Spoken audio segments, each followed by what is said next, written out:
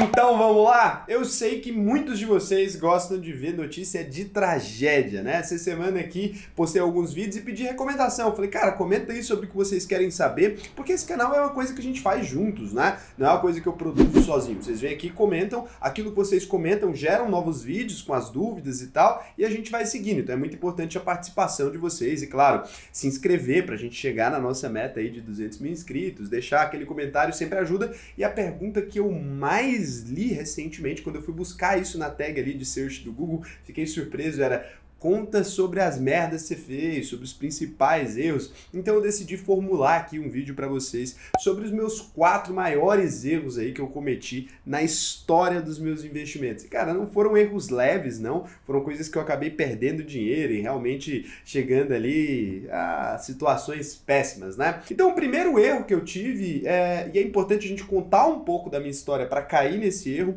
é o seguinte: eu não era um investidor ali desde sempre, eu não tenho uma família que investe em nada disso, e antigamente o conteúdo sobre bolsa de valores era extremamente escasso. Como eu era diretor ali de um jornal, acho que eu já contei isso aqui para vocês algumas vezes, eu ficava ali ao longo dos dias, né, tendo que fazer o fechamento. Então você vai ali e confere se aquelas notícias estão certas, se aquelas informações estão corretas. E tem uma parte do jornal, pelo menos existia antigamente, que eram os indicadores financeiros. Então ali você tem que pegar o fechamento do Ibovespa, esse tipo de coisa que eu faço até hoje por causa do giro da bolsa, né? Até me lembro muito bem dessa época. E eu simplesmente ia ali no site da Infomoney, como eles têm ali na parte de cima, né? Uma propaganda de graça aí. Eu verificava ali aqueles dados e assim eu conseguia fazer a verificação no jornal se as informações lá que os jornalistas de economia tinham colocado estavam corretas. Eu fui fazendo isso por tanto tempo que eu fui me familiarizando com esse tema. Acho que a maioria da gente começa assim, né? Você vai se acostumando com o tema primeiro e depois você fica um pouco mais curioso. E um dia, por um acaso, tinha um banner gigante assim piscando na minha tela, né?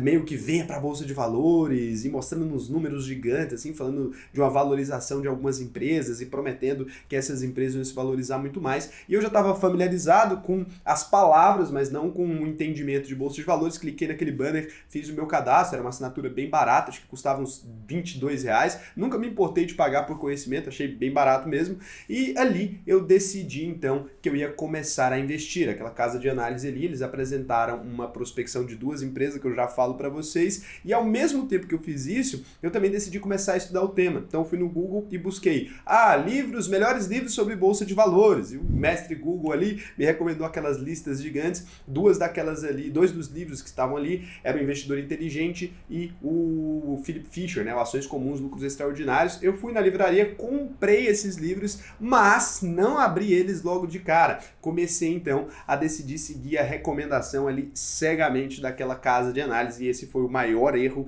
que eu tomei na história. Por quê? Como eu já ganhava algum dinheiro, eu já tinha juntado dinheiro durante a vida toda, eu tinha ali investido em bancos tradicionais, né? Na verdade, no Bradescão da massa ali, eles me indicavam aqueles fundos, aquela coisa que não funciona muito bem, que hoje em dia eu sei muito bem o que é, mas que na época, cara, fazia muito sentido, porque a Selic era alta, rendia muito menos que a Selic, mas ainda rendia muito bem, né? Aqueles fundos horríveis que eles ofereciam ali acabavam sendo bons investimentos ali, né? Se você considerar que eu não ganhava nada e eu via, vocês entenderam, eu via o número subir, pra mim parecia bom, né? Então, eu não sabia que existiam melhores. Então, naquele ponto ali, eu decidi tirar todo o dinheiro que eu tinha nesses fundos, era de resgate que dava para tirar, né? Não perdia dinheiro na antecipação, só pagava o imposto um pouquinho maior. Tirei tudo, fiquei ali com uns R$40 mil, peguei esses R$40 mil e dividi entre 2 empresas. Na época, Banco do Brasil, isso lá pelos idos de 2012, lembre-se disso. E depois Eletropaulo, tá? Então peguei ali, dividi o dinheiro igualmente. E cara, nesse momento, eu não sei se vocês se lembram, 2012, começa a deterioração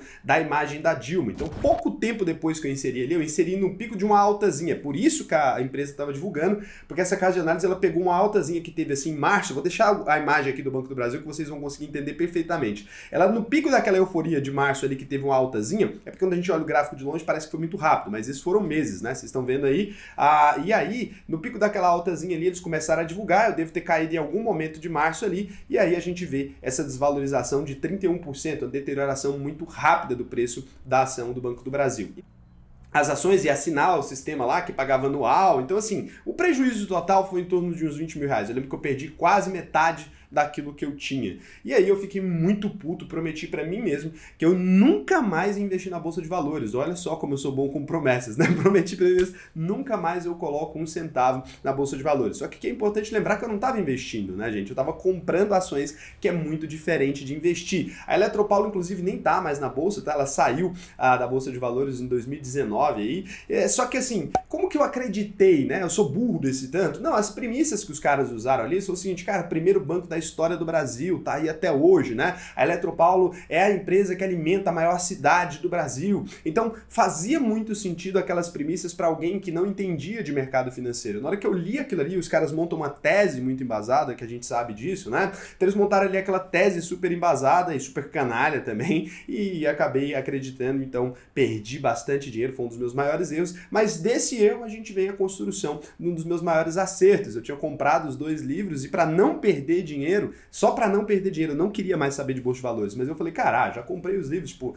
não vou deixar sem ler que o prejuízo vai ser maior, né? Então eu, para tentar diminuir a minha sensação psicológica de prejuízo, eu decidi ler o livro do Benjamin Graham, não entendi muita coisa, depois li o Philip Fisher, aí já entendi um pouco melhor, fui pesquisando os termos enquanto eu lia, entendi um pouco do mercado americano, depois descobri o que era diferente do mercado brasileiro, e assim eu comecei a voltar para a Bolsa de Valores, porque logo nas primeiras páginas ali eu entendi a besteira que eu tinha feito e nunca mais acreditei em diquinha. Então meu primeiro erro foi seguir recomendação aí cegamente. Acho que é um erro que muitos de vocês já devem ter cometido também, então comenta aqui pra mim, né? E aí, disso aí, né, a gente vem o meu segundo erro, que é na sequência do erro que eu tinha cometido anteriormente. E é muito engraçado como as coisas, uma coisa que começa errado, se você começa investindo ou comprando ações de maneira errada, muito provavelmente você não vai ter um erro, você vai ter uma sequência de erros. Ali naquele momento em que aquelas ações caíram, de fato, se eu analisasse friamente, o Banco do Brasil não era uma empresa ruim, até porque se eu pegar daquele momento ali até hoje,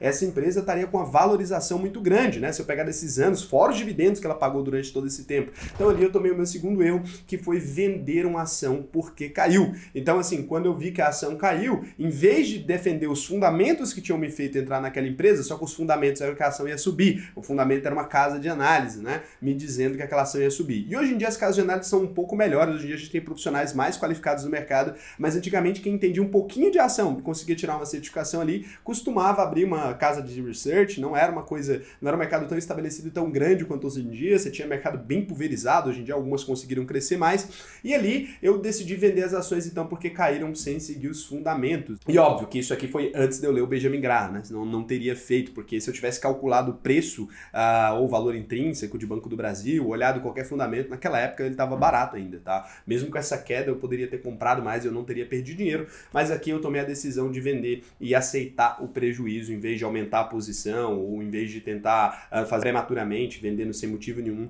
e aceitando o prejuízo, abraçando ele ali. E para vocês terem uma ideia o quanto isso foi significativo na minha jornada ali, para eu ganhar 20 mil reais de bolsa de valores, porque depois disso eu fui muito para renda fixa e fiquei com a menor parte em bolsa